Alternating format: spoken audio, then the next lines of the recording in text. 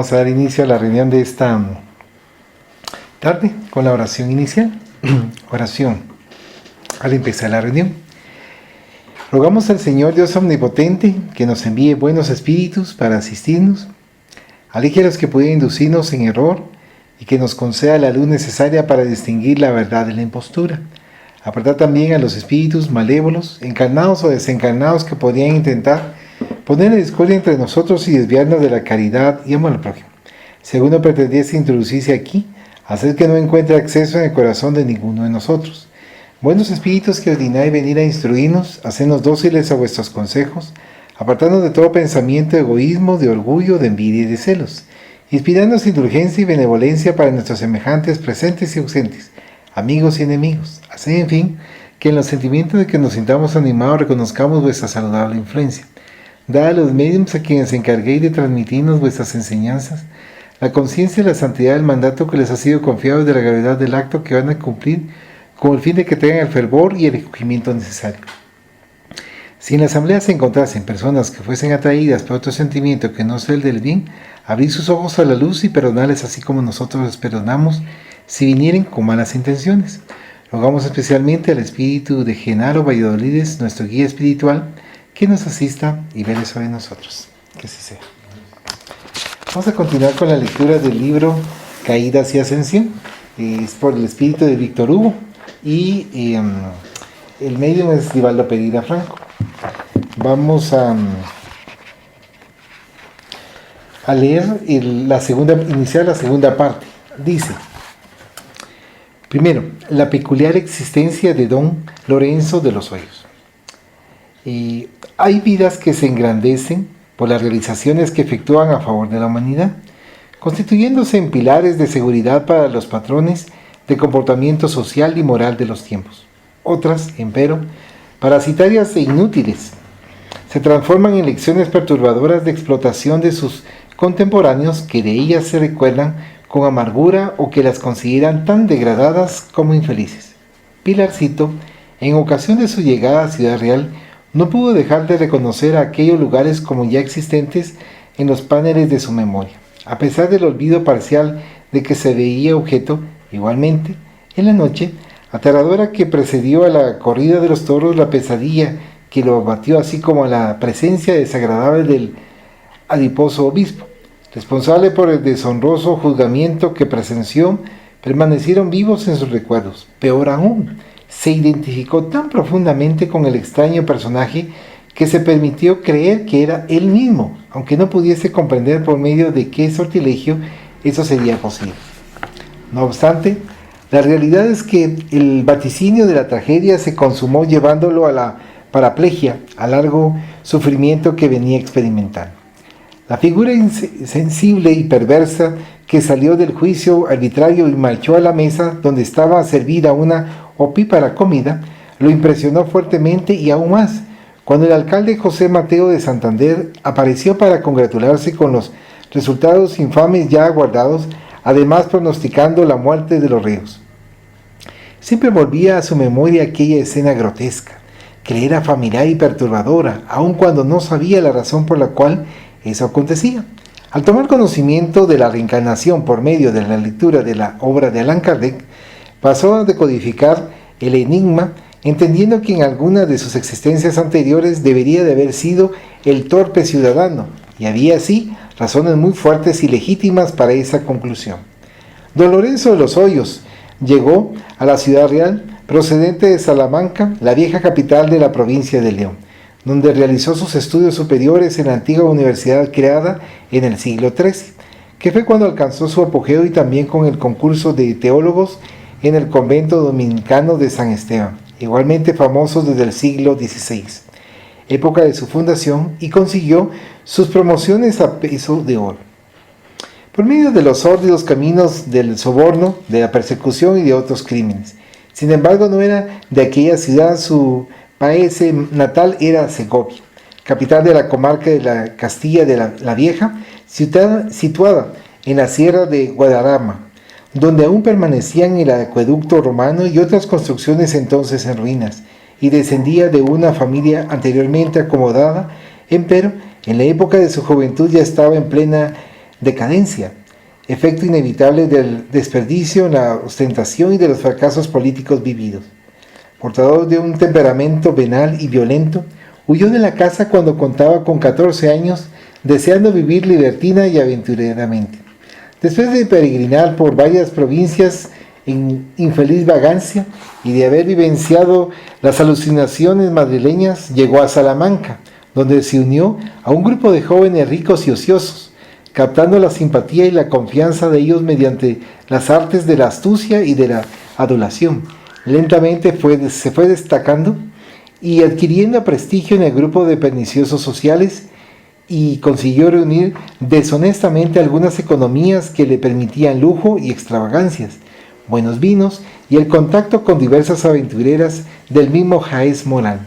A los 20 años fue víctima de una escaramuza policial y al ser herido fue asistido en un hospital de misericordia de la ciudad, donde a semejanza de San Ignacio de Loyola, al leer el medieval Imitación de Cristo, se arrepintió de la vida que se permitió, y después de pagar su deuda con la sociedad en un encarcelamiento de poco tiempo, resolvió recogerse a un convento para estudiar y servir en la defensa de la fe católica. Hábil en la simulación y ávido de glorias, muy pronto percibió el acierto de su elección religiosa, descubriendo en la ingenuidad y en la fe legítima de algunos maestros y colegas lo que el futuro podría ofrecerle en caso de que consiguiese conquistarlos, demostrándoles lealtad y buen manejo de las cuestiones y de los problemas de la grey. Administrando con habilidad las herencias enfermizas de su pasado próximo, consiguió domar en parte las tendencias del sexo pervertido y descontrolado, así como las libaciones alcohólicas a las que se había aficionado, limitándose a las posibilidades permitidas en la institución y en sus actos litúrgicos. Con especial felonía, en relación a sus orientadores, logró destacarse y casi imponerse a los más débiles, y fue ordenando y sacerdote con facilidad, y también fue designado a una pequeña parroquia donde permaneció por poco tiempo, ya que sus ambiciones incontenidas eran importantes. Bueno, aquí en la segunda parte estamos tomando en consideración y aprendiendo que Pilarcito era el torero, que en un momento dado, él ahora se está viendo en una de sus vidas anteriores como la facilidad que tenía de querer lograr las cosas con mucha facilidad, pero obviamente su vida, que no era la más correcta, obviamente le entorpeció y estuvo en un lugar donde se podía decir que se podía aprovechar de las circunstancias, y por eso cuando fue asistido dijo, bueno, sí, entonces voy a cambiar, pero de una forma así como muy superficial, no es un cambio sincero. Y entonces fue cuando acá nos comentan de la edad de los 14 años, ya teniendo él los 20 años, se va dando ese tipo de situaciones, y como es muy astuto y le gusta el libertinaje y las cosas así que, como platicábamos en un momento dado, que como que nos fascina, como que nos envuelve. Allá encontró la fama. Ah, exactamente. Lo que él deseaba. Ajá. Ahí está como en ese plan donde ya descubrió esa parte que le da muchas cosas de nadie. Sí. Y como acá menciona que estaba el vino, estaban las cosas ostentosas, los lujos, y entonces eso lo fascinó. Vanidad. Entonces, ¿perdón? Vanidad. La vanidad. Y entonces cuando menciona acá que ya se convierte o se dedica al estudio del sacerdocio, entonces ya le dan una parroquia, pero ya en su mente está maquinando algo más. O sea, no solamente estar ahí. Pero eso es en la vida anterior. En la vida anterior. Así Pilarcito. sacerdote anteriormente. Él fue sacerdote anteriormente, Pilarcito. Entonces él ahorita se está como acordando de una serie de acontecimientos que, bueno, de hecho, en esta segunda parte empiezan a analizar y a mencionar, porque como en la primera parte fue cuando fue torero y que era habilidoso. Y esa fue otra vida anterior. Sí. Después fue la vida de sacerdote. El sacerdote fue antes. Antes. Ajá, el sacerdote fue antes, y por eso él, cuando llega a Ciudad Real, que se menciona en la primera parte, se quedó impresionado que ya había estado ahí, pero que también lo que le impresionó mucho, haber visto aquel obispo mal encarado, que hacía cosas muy malas, negativas, y verse a sí mismo. No lo comprendía, pero sí entendía que era él. O sea, no podía entender esa situación. Entonces, y por eso mismo, eh, cuando es embestido por el toro, queda parapléjico. Entonces empieza, como acá lo indican, empieza a estudiar con respecto a las vidas pasadas y menciona con respecto a Allan Kardec, que lo está estudiando. Entonces, aquí en esta segunda parte nos están narrando una de las vidas anteriores a ser Pilarcito. Como, pongámosle, de 300 a 400 años antes. Hablando del sacerdocio, es una pequeña historia, ¿verdad? Sí, claro. ¿Cómo se llama? Yo siempre había criticado como esa parte, cuando uno va descubriendo lo que no, ¿verdad? No le gusta. Yo siento que a veces lo que a uno no le gusta tiene que ver con uno. Sí. Tiene que estar haciendo, Sí. como, ¿verdad? Hacer un análisis. Porque a mí me llevaron a una vida anterior, en un desdoblamiento y ¿cómo se llama? Estaba yo en un monasterio. O sea, yo veía el monasterio, veía, digamos, el lugar, pero era como un asilo para ancianos. Y en ese asilo para ancianos se miraba que eran como padres, o sea, como para sacerdotes. ¿Cómo no? Y entonces cabal llevaron a un anciano en una silla de ruedas, como cabal como esas sillas, ¿verdad? Con ruedas y todo el rollo como de madera en ese tiempo. Y toda la estructura la podía ver así como muy colonial, ¿verdad? Había una fuente en el centro. Entonces a la persona que sacaron a solearse al patio, los patios de esos, Sí. ¿verdad? Y yo vi al señor, lo vi detenidamente así, anciano, con su barba un poco larga, Ajá. ¿verdad? Sí, ya cansado. Sí. Cuando no sé cómo me decían, míralo bien, y míralo bien, yo no lo miraba por todos lados. O sea, cuando me conecté, cayó. Era yo. Sí, ves.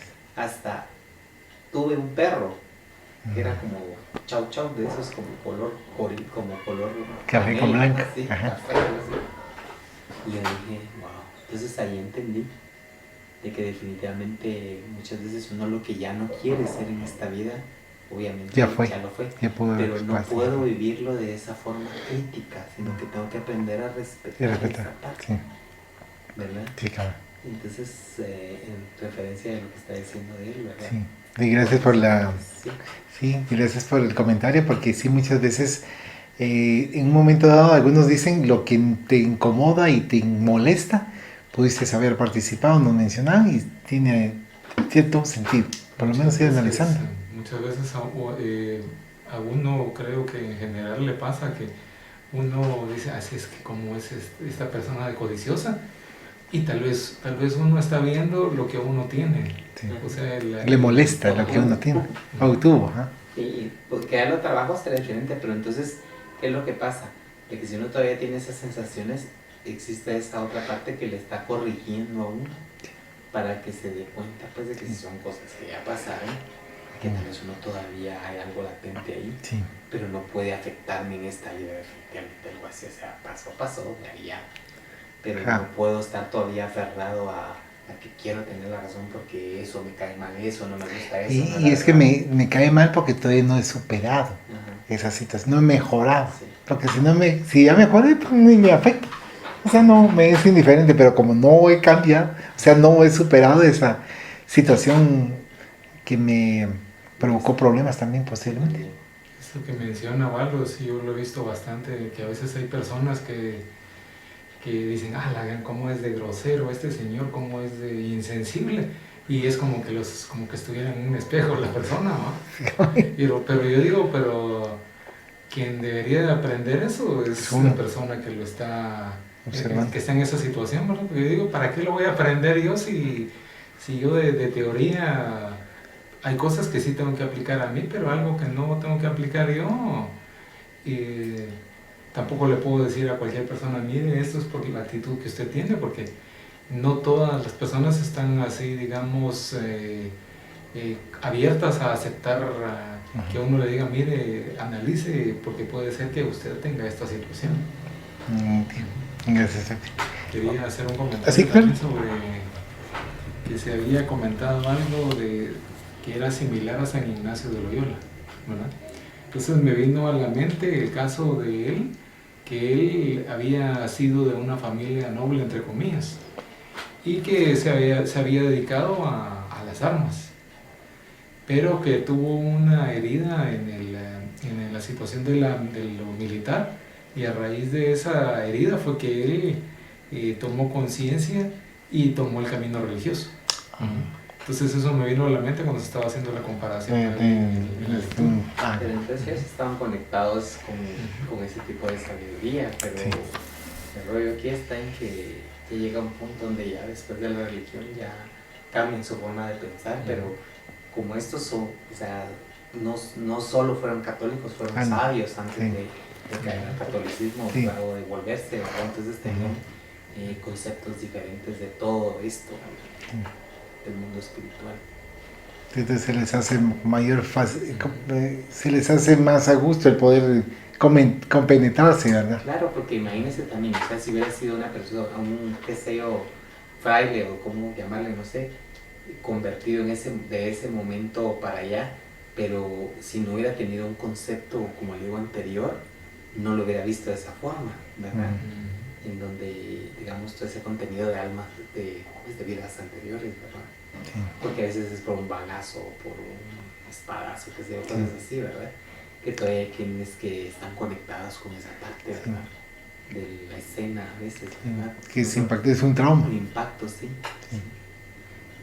Gracias. Como lo que mencionaba, digamos, es una conexión de este personaje de San Ignacio de Loyola, que saber cuánto tiempo es el que tenía ya compenetrado en cosas espirituales, ¿verdad? Sí, es que lo que pasa que, digamos, viene la Iglesia Católica y toma a estos, digamos, mártires, los vuelven santos, los canonizan, o sea, los toman para ellos, pero el contenido, como les digo, anterior que ellos traían eran filosofías antiguas, profundas, doctrinas antiguas, de alquimia, de filosofía, de tantas cosas, ¿verdad? Pero cuando ya los logran convertir, entonces aquí ya ellos ya son santos, ¿verdad? Entonces hay que canonizarlos. Pero no, la gente como el que volaba, había uno que levitaba sangre, no sé cómo se llama, ¿verdad? Pero vamos a eso, de que ellos... Levitación. Ellos trabajaron la transformación interior desde antes de llegar a la iglesia. Y aunque estaban en la iglesia, ellos no eran totalmente católicos, pues ellos seguían trabajando, digamos, sus creencias antiguas en base a todo lo que ellos ya habían aprendido para morir incorruptos y todo esto. O sea, estas no son cosas de 1000 años para acá, sino que de 1000 años para atrás, ¿verdad? Entonces, la gente a veces toma como esta parte de, digamos, de la santidad, como que sí se dio ahí en la iglesia. Eso no se dio ahí. Que quieren verlo de esa manera. Se lo están aprovechando, se lo ganaron. Así cabalmente quieren ver de esa para manera. Hacer uso de eso, ¿verdad? Para atraer más prosélitos. Sí, atraer a la gente. Entonces, no nos confundamos, ¿verdad? No acabo. Gracias. Dice acá. Y el primer cuarto del siglo XIX era un esplendor de bellezas, sumando a los ideales libertarios que flotaban por todas partes como herencias de la Revolución Francesa de 1789. Ampliando los horizontes culturales del mundo, especialmente europeo, y Salamanca, con su universidad, atraía inteligencias privilegiadas y fortunas significativas para su comunidad. Los fracasos napoleónicos y su posterior expulsión de Francia permitieron que sus adversarios en los países antes conquistados restaurasen la libertad y ampliasen sus dominios, volviendo a las glorias pretéritas. En ese mundo de sueños y de fantasías, el joven sacerdote no tuvo dificultad en relacionarse con personalidades destacadas, especialmente en el cabildo de la catedral, donde alguna que otra vez oficiaba, invitado por los religiosos que lo constituían. Gracias a su fácil manera de comunicarse, a su locuacidad espontánea, se tornó una figura obligada en las reuniones que se hicieron habituales, favorecidas con su presencia. En razón de la muerte de uno de los miembros de la congregación, fue elogiosamente indicado para sustituirlo, lo que consiguió sin mayores esfuerzos, tras lo cual fue transferido para la capital. Más tarde, percibió cuán poco de honestidad existía en algunos de sus miembros y qué distantes se encontraban de los legítimos intereses de la iglesia que decían representar. Eso fue lo suficiente para liberar las pasiones que se encontraban bajo un férreo control y mediante una buena planificación permitirse los gozos que siempre esperaba disfrutar. No era lo que podríamos denominar como un hombre bello, pero las maneras agradables y la voz bien modulada le concedían una apariencia simpática y el porte altivo, dominante, seducía a aquellos que se le acercaban. Solo más tarde, gracias a las licencias morales y a las perversiones a las que se había acostumbrado y que imprimió en el cuerpo, que se tornó voluminoso y exhausto, con las características vulgares que bien lo distinguían. En aquel comienzo de las disipaciones, a los 26 años, aún no había llegado a las promiscuidades y vilezas a las que solamente se entregaría en el paso de los años. De complexión moral perversa, era un intrigante muy gentil que conseguía convencer a sus superiores con relación a cualquier otro sacerdote en contra que lo enfrentase. De este modo, con habilidad no disfrazada, involucró a un amigo en calumnias sórdidas que lo obligaron a ser removido de la parroquia próspera y codiciada, donde oficiaba, para otra distante y casi sin valor, consiguiendo su lugar por ese medio sacrílego.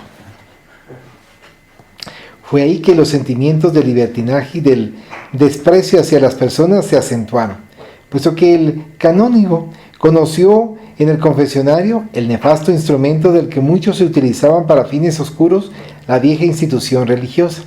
Desde hacía poco tiempo, a la señora Josefa de la Cruz y Proenza, quien, al ocupar un lugar destacado en la sociedad, también se permitía una vida irregular, traicionando vergonzosamente a su esposo y manteniendo relaciones peligrosas, insinuante y sensual, la dama, que ya había superado los 40 años, sabía de los recursos de seducción que le eran peculiares y cambiaba de amantes con la naturalidad con que la brisa altera su dirección, por lo cual se tornó famosa y por sus extravagancias en las fiestas que ofrecía al público ávido de placer bajo el sostén del marido, engañado y estúpido, haciéndose creer víctima de abyecta persecución de enemigos envidiosos de su situación social, de calumnias destituidas de fundamentos y de maledicencias bien tejidas. La dama terminó por confesar al canónigo de los hoyos sus debilidades morales, buscando consejos que ciertamente no pretendía seguir y recursos espirituales para la salvación de su alma, evitando las penas infernales que le estaban reservadas según la religión y en las cuales ciertamente no creía. Los fuertes perfumes que exhalaba en el acto de la confesión y los detalles con que narraba los deslices que se permitía, terminaron por incendiar la imaginación del sacerdote aturdido, quien se sintió arrastrado por la red de fascinación que la extraña pecadora le arrojó, consiguiendo envolverlo. No era ingenua, sabía lo que estaba haciendo, deseosa de una relación prohibida por la religión y por la sociedad con un hombre que se debería dedicar totalmente a los deberes de su fe, acostumbrada a las pasiones fuertes y a los conflictos de la posesión carnal, insaciable en los objetivos insanos a los que se entregaba. Doña Josefa cercó al incauto también corrupto con las mallas seguras de su conducta inescrupulosa. De las confesiones realizadas con carácter inicial autopunitivo a la declaración de amor fue solo un paso. En un atardecer especial, cuando la iglesia se encontraba desierta, llorando o fingiendo hacerlo, la liviana mujer terminó por narrarle su sufrimiento, consecuencia del amor que dedicaba a su confesor y de lo que mucho se avergonzaba, aunque esperaba por este momento. La forma como fue presentada emocionó al canónigo, quien se levantó del confesionario abriendo la puerta y la cortina que lo separaba del mundo exterior e hiriendo a la mujer que estaba arrodillada en el lado externo. La abrazó con ansiedad y se entregó a las caricias arrebatadoras y a los besos alucinados. La licenciosa, fingiéndose sorprendida, intentó desembarazarse de los brazos fuertes que la ceñían y, jadeante, enrojecida, propuso: no aquí, en la casa de Dios. Perdóneme por la confesión abrupta, pero podremos conversar más cómodamente en mi casa más tarde, a la noche, cuando dispondremos de más tiempo. Mi esposo está de viaje y estaré sola, aguardándolo, pues pretendo liberar a los empleados después para evitar testigos, aun cuando la suya sea una visita de una autoridad de la iglesia. Aquí podemos analizar las situaciones que se van dando y cómo tal vez en un principio, aunque era superficial por parte de este joven, de meterse a la iglesia católica, pero ya cuando se adentra y se da cuenta que está en el medio en donde él ha estado participando, las mismas inclinaciones, los mismos pensamientos, las mismas ideas, y entonces, como acá se menciona que tenía esa facilidad de hablar, de inducir y de también decir cosas no correctas de otros y hacer lo que quería, quitar a este sacerdote y ya ponerlo en una iglesia que él consideraba que era de su ambición y codicia. Exacto, gracias. De su estado, de su especie. Entonces ahí ya se van dando, ya nos está comentando, por ejemplo, que empieza a dejarse seducir por la embriaguez y por la comida, por la gula, cuando dice que ya su forma va cambiando y la situación. Y obviamente cuando nos mencionan acá de la parte de la sensualidad que estaba todavía y de repente llega esta señora, entonces se conectan a un punto de lo que está sucediendo.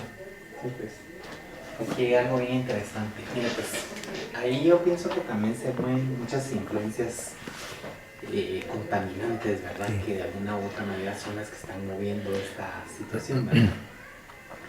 Que a veces no siempre es uno en su totalidad, ¿verdad?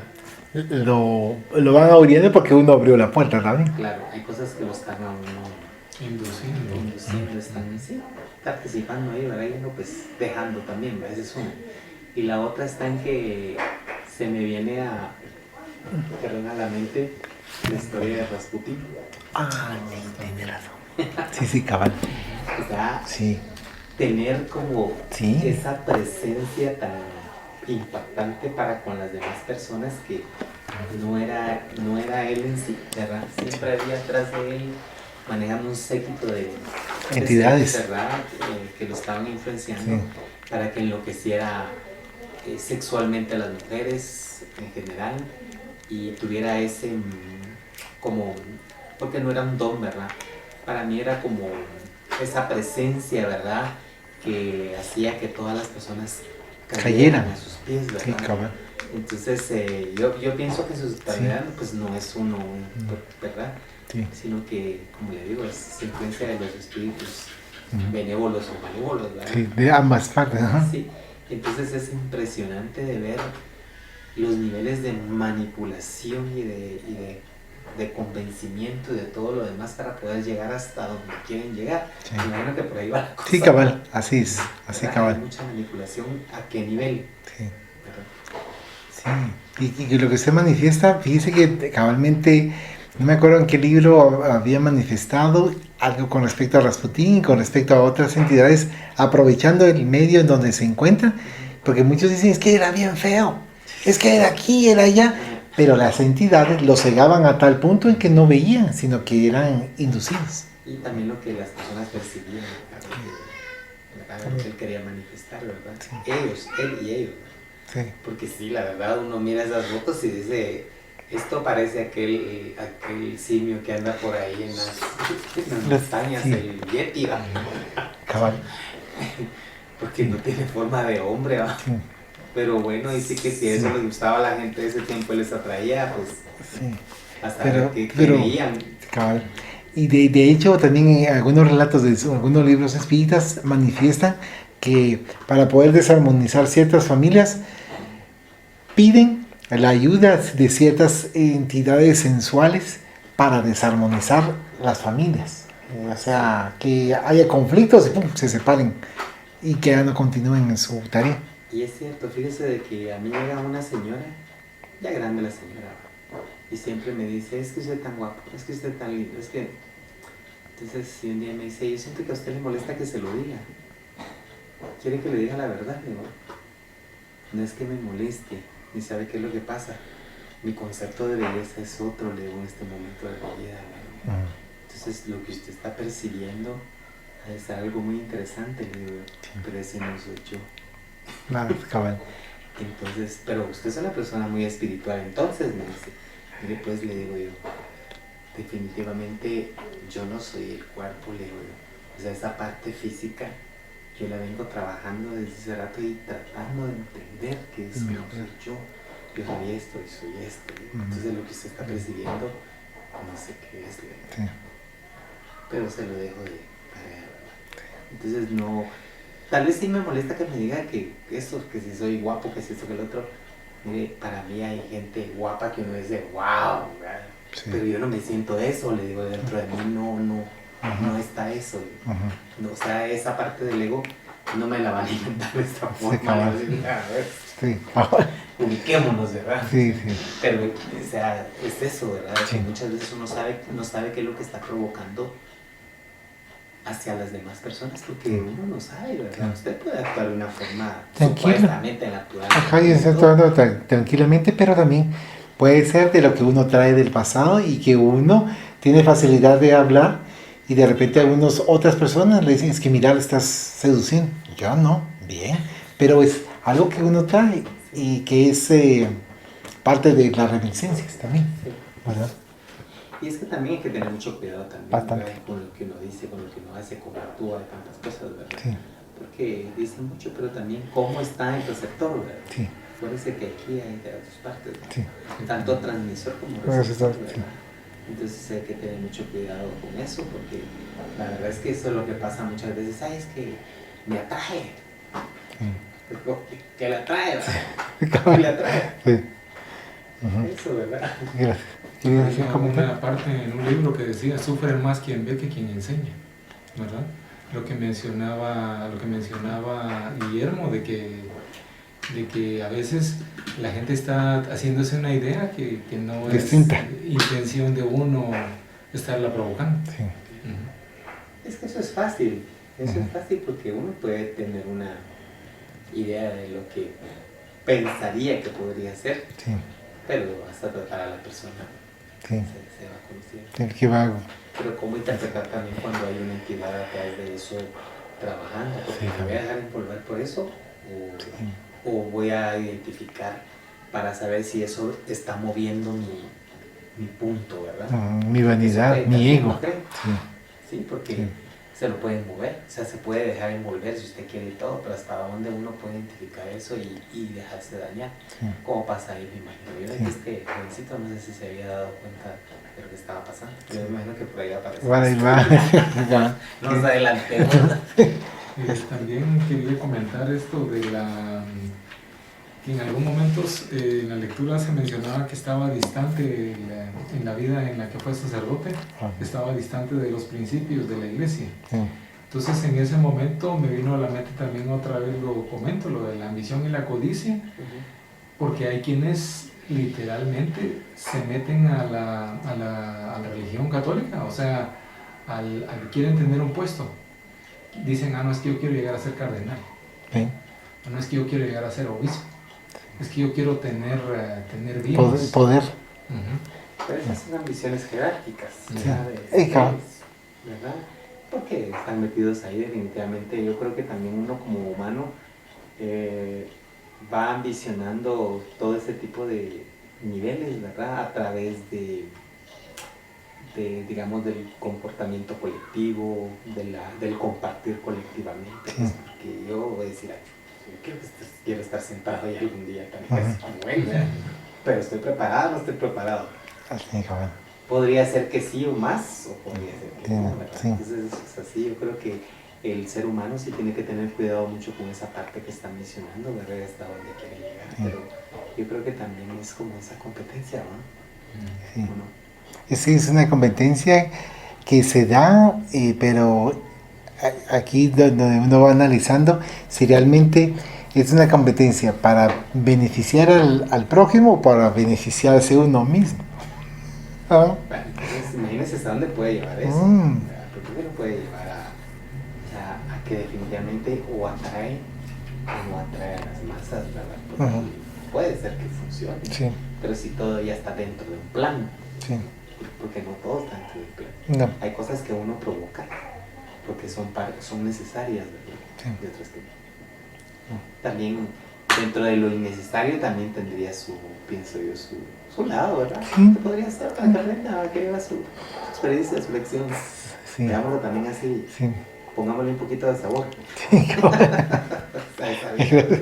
porque también y algo que me había venido a la mente es lo del Banco del Vaticano. Que ahí no solo hay, digamos, profesionales de la economía, sino que también hay religiosos que quieren estar metidos en esa situación.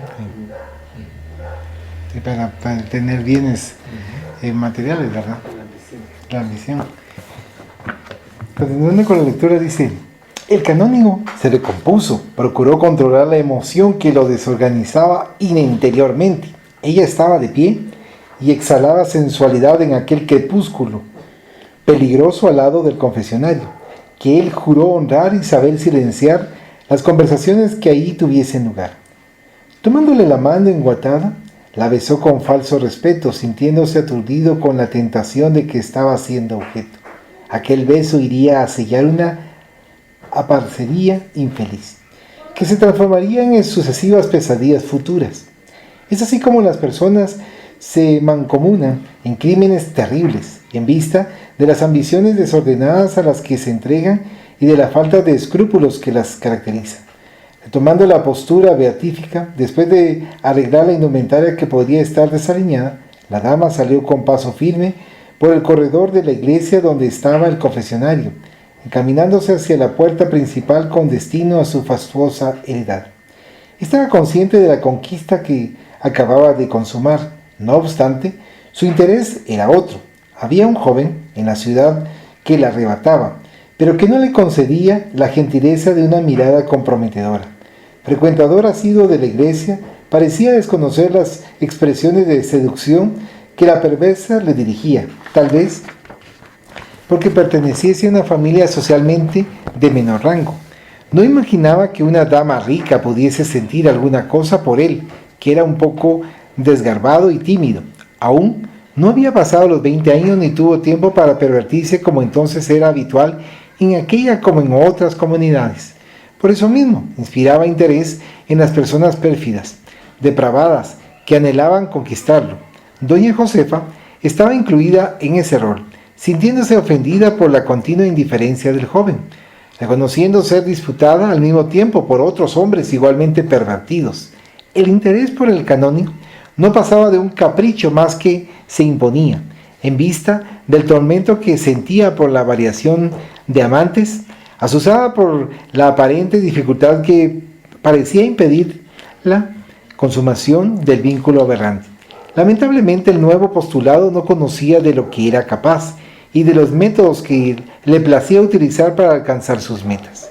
Mujer venal, le gustaban los desafíos, logró un casamiento de conveniencia con un rico ciudadano, mucho más viejo que ella y que le atendía los más mínimos deseos, aunque fueran desorbitantes. De origen casi desconocido, súbitamente se destacó en el medio social gracias a sus encantos, los que sabía exhibir con magnitud, sacando de ellos los mejores resultados posibles. Insensible al amor real, era una sexólatra atormentada, cuyo placer de una compañía no duraba ni siquiera una estación del año. Debido a eso, se tornó muy conocida entre los hombres, que mucho comentaban sobre ella y algo envidiada por muchas mujeres de su especie, que se encontraban disfrazadas de esposas o permanecían solteras por falta de quien las eligiese. Sintiéndose victoriosa una vez más, retornó al hogar, digamos mejor a la casa fastuosa, pues el edificio no era un hogar, y después de una leve comida, dispensó a los empleados y se preparó para el encuentro carente de pudor, a las 20 horas. Conforme había establecido el canónigo, ansioso pulsó la campanilla de entrada del jardín bien diseñado, tal lo cual fue atendido por la propietaria risueña.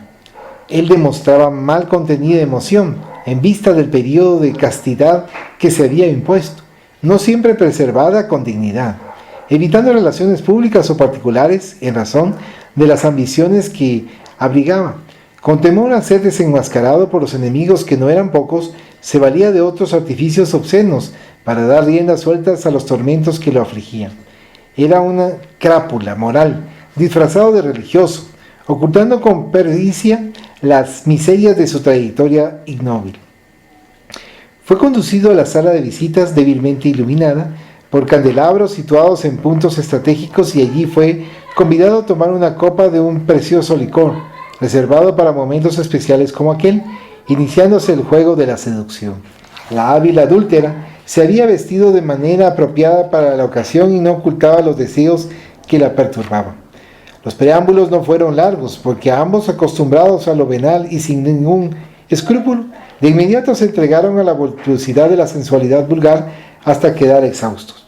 En cuanto reposaba, la amante consideró con cierto cinismo: no podía imaginar que nuestro querido canónigo fuera un conocedor de los secretos del amor como acaba de demostrar.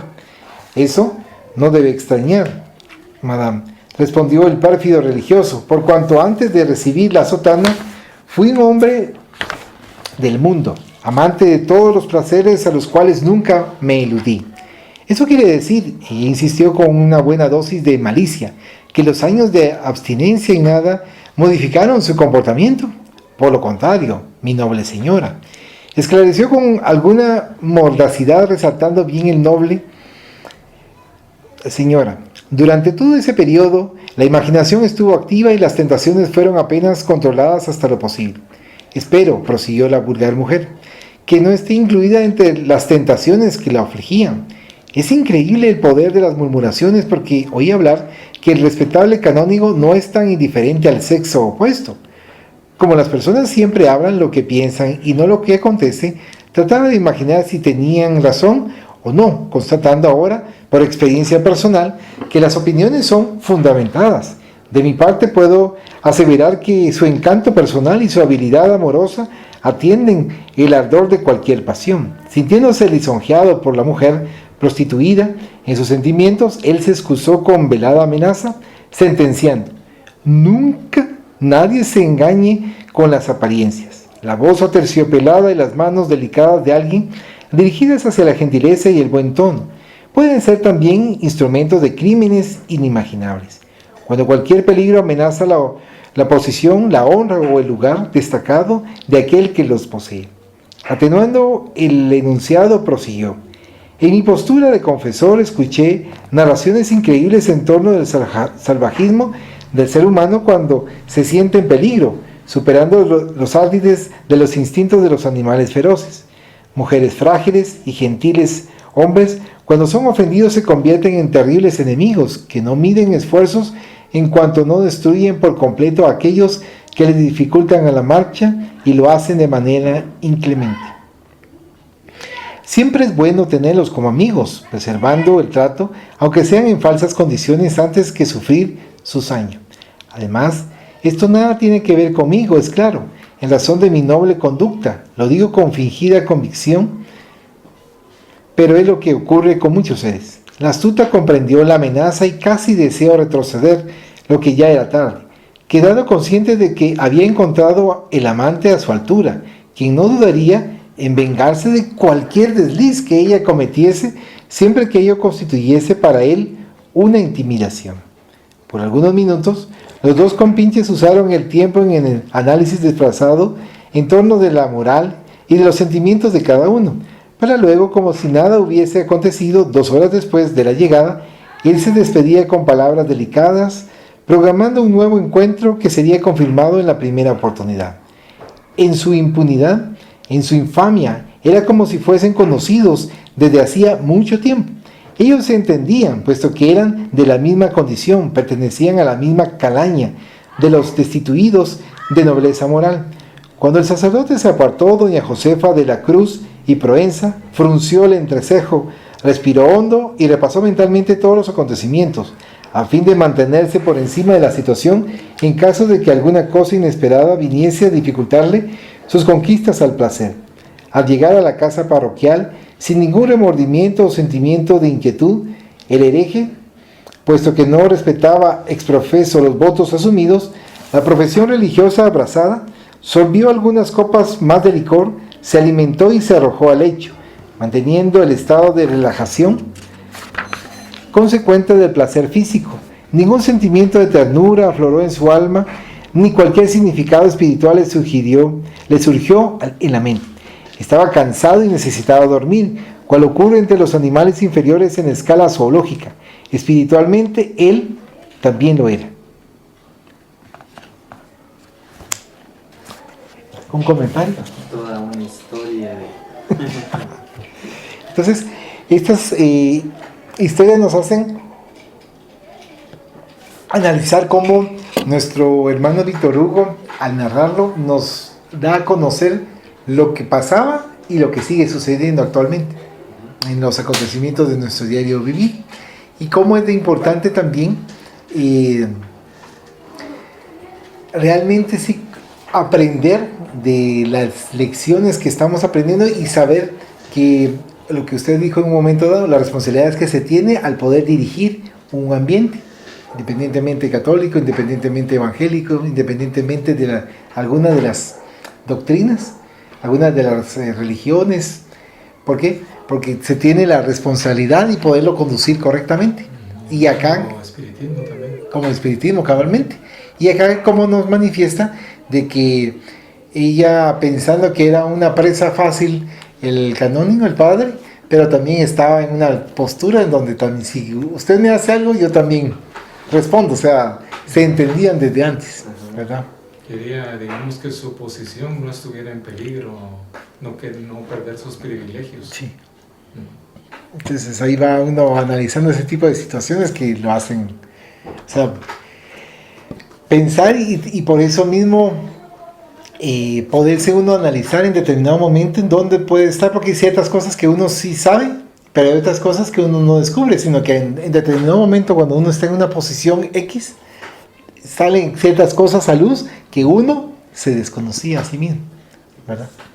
Son las revelaciones de las que uno pensaba a veces que uno no era capaz, y resulta que como no se había dado la posibilidad, Se desconocía. no pensaba yo que tenía algo malo, hasta que se dio la situación, eso floreció como una revelación. Sí, Y dije, a la gran puchica, yo no sabía que tenía esto. sí, cabal. Es como esos libros donde dice mis yoes internos, Acá. máscaras, ¿verdad? Sí, cabalmente, y por eso mismo es importante el conocerte a ti mismo, porque realmente es, si uno quiere de verdad cambiar, o sea, si quiere uno de verdad quiere transformarse para bien. Por eso acá mencionaba en cuanto a que el hereje espiritual, o sea, hereje porque no está siguiendo las directrices realmente de apoyar a la gente, de dirigir correctamente, sino que solo va viendo sus intereses. Claro. Usted mencionaba algo bien interesante, bien importante. Yo recibí un curso de conocerse a sí mismo y estuve recibiendo el curso más de un año. ¿Cómo? Y eso no pasa, ¿Qué es? eso no pasa, sino que solo le va abriendo uno puertas y puertas y puertas para uno ir descubriendo muchas cosas. ¿Ves? Pero en realidad no es así, como se oye de fácil, ¿verdad? ¿Por qué? Porque a nivel psicológico el ser humano tiene tantas fases y la verdad ninguno de los humanos sabemos quiénes somos en realidad, ni nos vamos a poder llegar a conocer a nosotros mismos, porque solo para empezar hay varios filtros que lo rigen. Está el erótico, está el sensual, está el psicológico, está el emocional, está el motor, y así se van muchos más. Entonces, ¿quién sabe qué es eso? ¿Cómo funciona? Sí. Entonces, ¿en qué momento el ser humano definitivamente se da cuenta que lo está moviendo a través del pensamiento, de las ideas, la mente y la transformación para llegar a materializar el momento? Sí. ¿Qué mueve todo eso? ¿Verdad? Sí. Entonces es tan interesante el darse cuenta y descubrir de que realmente todo parte a raíz de una idea, pero que si esa idea está siendo manejada, está siendo manipulada por algo más que desconocemos, Sí. no siempre somos nosotros. Sí. Entonces nunca vamos a saber quiénes somos, porque para empezar no sabemos qué nos mueve. Y ahí viene el espíritu, el alma, el cuerpo, todo lo demás. Sí. Y quienes nos acompañan también, que nos mueven, va a ser nuestras inclinaciones. Sí, pero ahí entra el instinto, ¿verdad? Sí, cabal. El instinto, ¿qué más? La voluntad y Sí, un montón de cosas sí, más, sí, ¿verdad? cabal. Entonces, como le digo, ¿verdad? Definitivamente hay quienes que me dicen, es que yo sé cómo soy, yo me conozco. Difícil. Y yo, miren, ahora que ya lo veo desde ese punto de vista, digo, ay, no, que metí a pata. Mejor no digo nada, ¿verdad? Pero uno ya se queda así como, wow, es muy comprometedor eso. Sí, bastante. Decir, eso. Sí, muchas gracias. ¿Van cometiendo?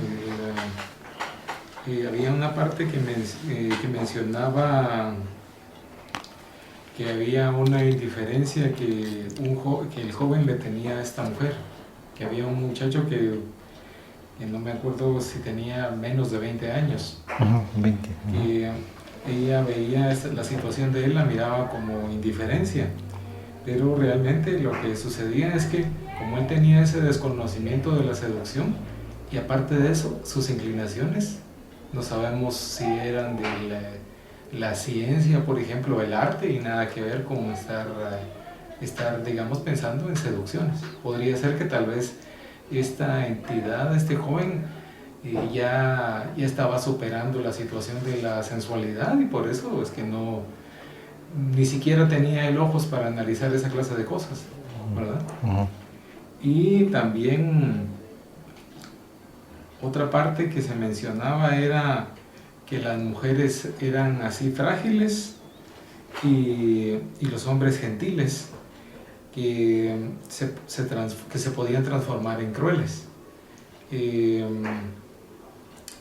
Sí, esto se puede, yo creo que esto tiene que ver con lo del conócete a ti mismo también, porque alguien puede ser gentil o frágil, pero en algún momento, por estar defendiendo tal vez su posición o algún privilegio, estar como fiera, como animal, viendo cómo ataca. Pero ahí es toda la parte instintiva. Sí. Porque es como dejarse llevar por un instinto, que si yo no lo logro controlar y no lo analizo, pues, o sea, todo tiene una dirección, ¿va? Un camino.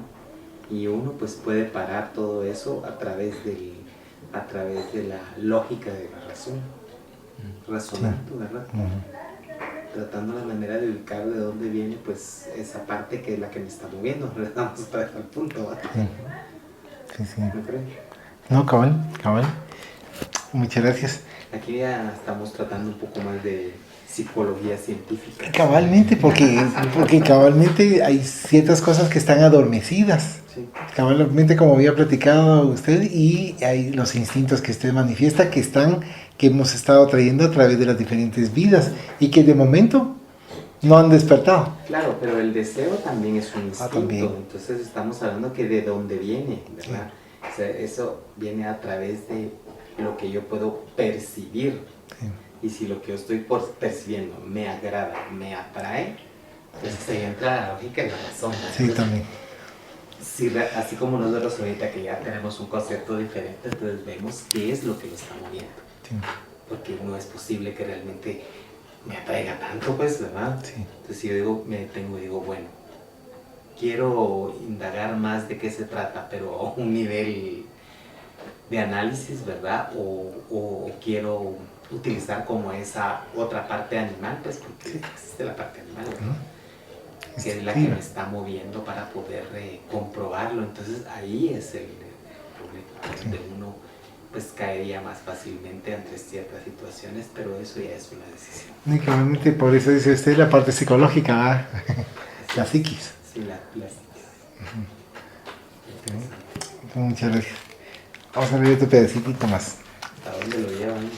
Sí, lo que lo hace uno recapacitar y analizar.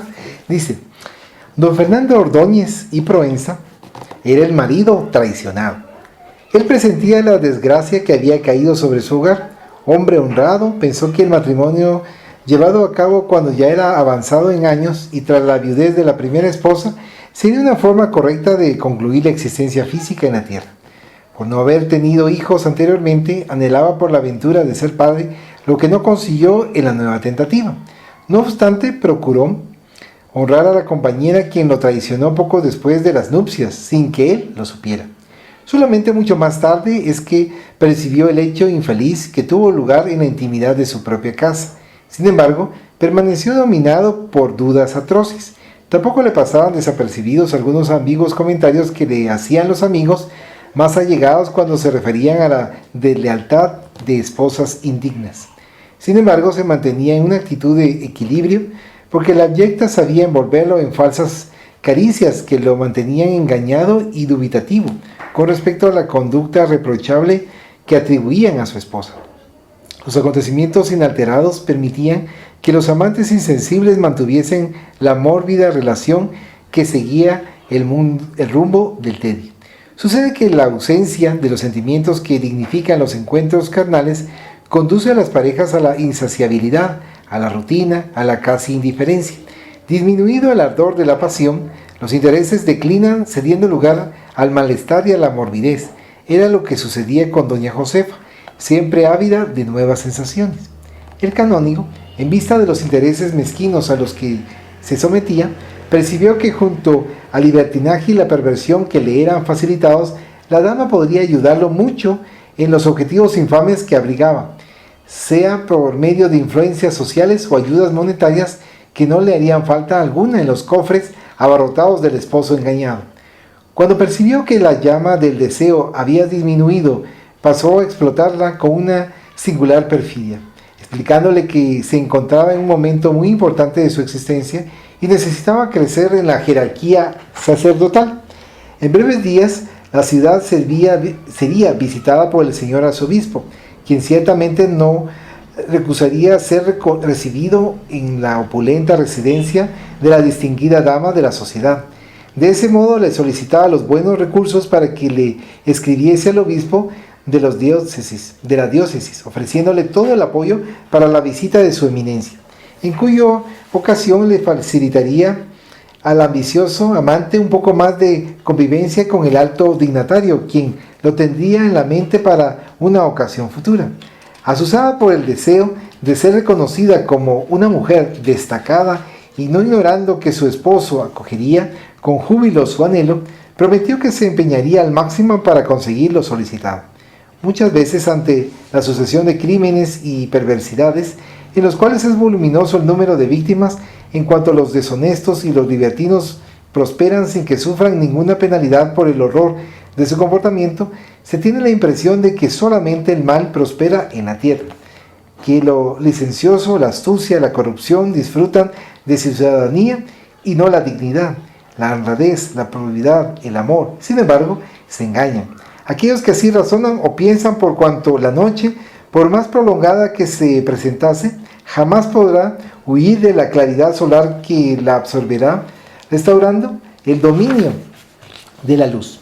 Lo que sucede es que la hazaña despreciable encuentra símiles en incontables compinches que participan de las mismas escabrosidades y las encubren haciendo parecer que son desconocidas, cuando apenas están guardadas en los intereses subalternos de los grupos dominantes.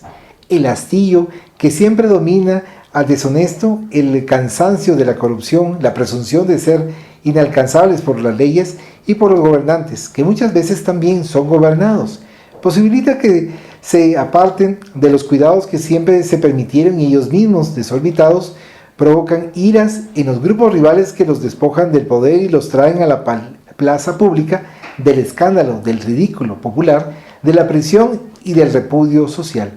En cuanto campea la impunidad que los estimula a proseguir en esa carrera execrable, ellos parecen inalcanzables, pero como forman grupos de apoyo mutuo, esos mismos posteriormente se dividen y se tornan antagónicos, persiguiéndose recíprocamente y revelando el mar del ama en que navegan.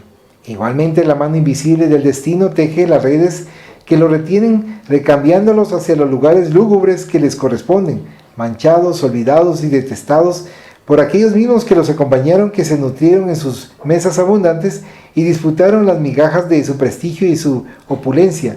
Entran en decadencia y obnubilados, desaparecen en la dureza del tiempo que todo lo devora. Era lo que sucedía con relación a doña Josefa y a don Lorenzo. Cloto, pie de página.